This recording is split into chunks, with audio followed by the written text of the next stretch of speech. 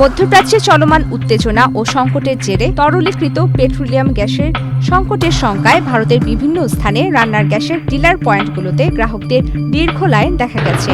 আজ বুধবার সকাল থেকেই দেশটির বিভিন্ন রান্নার গ্যাস বিতরণ কেন্দ্রের সামনে ভিড় করেন শত শত মানুষ। জ্বালানি সরবরাহে ঘাটতি হতে পারে এমন উদ্বেগ থেকে এই পরিস্থিতির সৃষ্টি হয়েছে।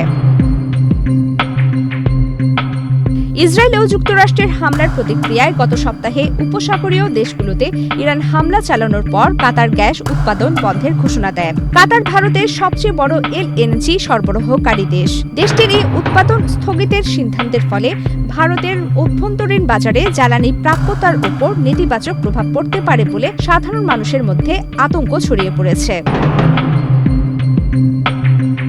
তবে আতঙ্কিত হয়ে গ্যাস মজুত না করার আহ্বান জানিয়েছে ভারতের কেন্দ্রীয় পেট্রোলিয়াম ও প্রাকৃতিক গ্যাস মন্ত্রী হরদীপ সিং পুরী।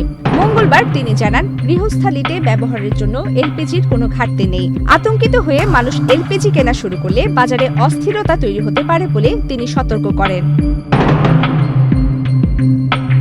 উদ্ভূত পরিস্থিতি মোকাবেলায় ভারত সরকার জরুরি ক্ষমতা প্রয়োগ করেছে।